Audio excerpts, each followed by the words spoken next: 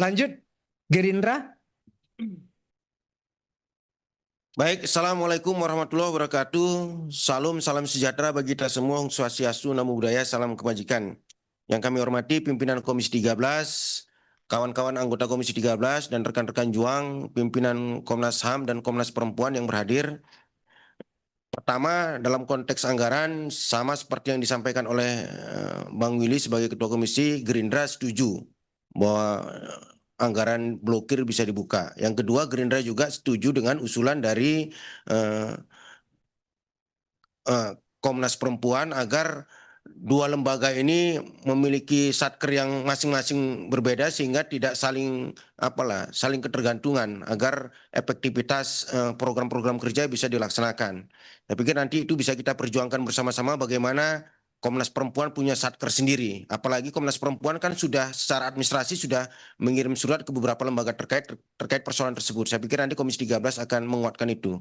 Yang ketiga, saya pikir kita sudah setahun kita bermitra kan dengan Komnas HAM, dengan Komnas Perempuan, khususnya dengan Komnas HAM. Kita sudah setahun bermitra. Saya pikir perlu ada satu refleksi bagaimana setahun ini kita bermitra. Mitra itu kan kawan ya Pak ya, kawan dan bukan lawan. Dalam kerangka apa kita bermitra? Dalam kerangka untuk menjalankan tugas negara, yaitu penegakan hak asasi manusia. Apakah selama setahun ini sudah efektif kita bermitra atau masih ada dusta di antara kita? Saya pikir itu yang secara jujur harus kita refleksikan secara bersama-sama dalam konteks bagaimana kita menatap langkah-langkah ke depan. Saya pikir ini yang perlu dalam pertemuan ini. Saya melihat masih ada ganjalan-ganjalan yang harus didudukkan lebih dahulu.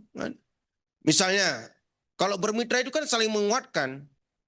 Berkali-kali misalnya kami sampaikan ke kawan-kawan Komnas HAM bagaimana kolaborasi mitra ini, kekuatan mitra ini bisa memenangkan sebanyak-banyaknya persoalan rakyat. Bisa memenangkan kebenaran dan keadilan. Bisa memenangkan rakyat yang tertindas itu tidak sendiri lagi. Kan gitu tugas DPR, tugas Komnas HAM, dan tugas semua lembaga yang terkait dengan itu.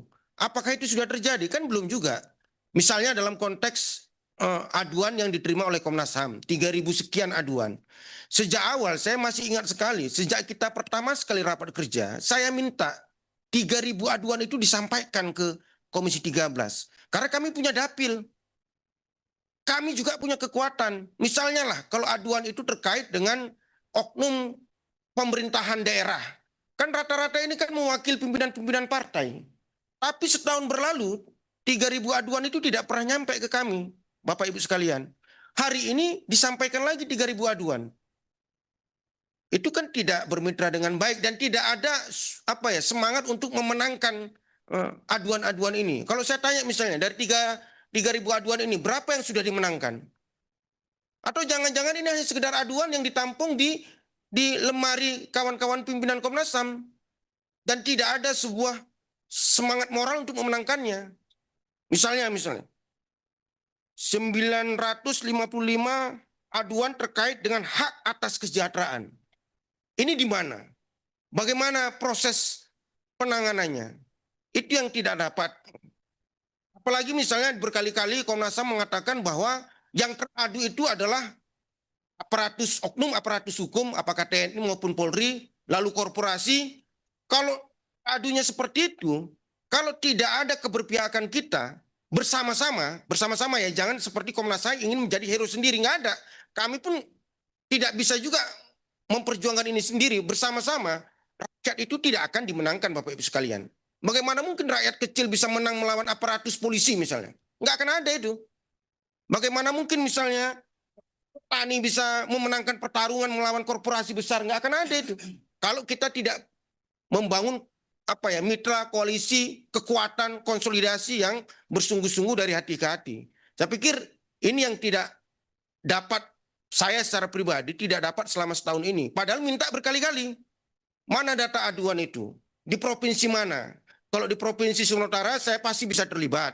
Kalau di daerah-daerah lain ada kawan-kawan juga yang punya dapil masing-masing. Kalau berhadapan-hadapan dengan kepala daerah, kawan-kawan partai-partai ini punya kader yang kepala daerah. Kalau berhadapan-hadapan dengan oknum aparatus penegak hukum seperti TNI Polri, mari kita keroyok bersama-sama, kan gitu kan. Jadi saya pikir tahun yang akan datang 3.000 aduan ini mari kita konsolidasikan bersama, kita perjuangkan bersama, kita bernyanyi bersama, menari revolusi bersama untuk memenangkan itu. Saya pikir itu yang paling penting dari pertemuan ini. Yang kedua, ya kita belak-belakan ya Mbak Anies, Mbak Anike segala macam. Namanya juga mitra, ya kita saling menjaga lah. Kami kan tidak pernah juga misalnya, ini contoh kasus berita yang ada di Tempo. Kami sebagai mitra yang katakanlah yang berusaha untuk menjaga Komnas HAM, misalnya kami tahu juga lah misalnya peta konflik di internal Komnas HAM ini. Tapi kan kami tidak pernah membongkar itu kan. Termasuk yang mundur ini. Nah, termasuk ya segala macam lah kan. Kami kan tidak pernah membongkar itu, tapi itu keluar dari Tempo. Ada 5335 kan gitu kan. Petanya di bocor halus itu. Pasti itu ada yang membocorkan di internal. Tadi saya tanya Pak apa tadi kan? Itu kok bisa terjadi? Itu kan melanggar kode etik Komnas HAM itu kan. Masa peta kekuatan paksi-paksi di Komnas HAM bisa bocor keluar? Bagaimana mungkin kita bisa memenangkan pertarungan kalau di internal kita itu bocor keluar? Oh, Komnas HAM petanya kayak gini. Tolong itu dijaga. Begitu juga dengan rapat-rapat kita. Yang seharusnya tertutup itu juga bocor keluar. Itu bukan mitra yang baik. Saya pikir ke depannya saya udahlah. Yang lalu sudahlah berlalu. Saya pikir ke depannya Mbak Anies, Mbak Anike dan kawan-kawan Komnas HAM, sekali lagi saya kepingin saya hadir di sini. Saya berkali-kali di Komnas HAM saya sampaikan, misalnya dalam kasus konflik agraria. Saya punya sejarah misalnya ketika orang tua saya diangkut zaman Orde Baru, tanah orang tua saya dirampas segala macam, berhektar-hektar sampai sekarang nggak jelas. Saya kepingin petani di luar sana tidak mengalami seperti itu ketika Sugeng Santoso sudah di DPR RI. Tapi saya tidak bisa berjuang sendiri. Pasti kalah. Saya butuh kawan-kawan rekan-rekan perjuangan dari Komnas HAM, dari kawan-kawan Komisi 13 untuk memperjuangkan itu. Sekali lagi, mari kita bermitra yang baik. Dan mudah-mudahan ke depan itu tidak terulang lagi Mbak Anies. Kan? Padahal berkali-kali kita secara informal sudah mengatakan, ayo mana kita menangkan bersama-sama persoalan-persoalan rakyat ini. Tapi dengan ketulusan dan tidak ada dusta di antara kita. Saya pikir itu sebagai tambahan dari kami, lebih kurang mohon maaf. Billahi taufiq wal hidayah. Assalamualaikum warahmatullahi wabarakatuh. Salam. Hidup rakyat.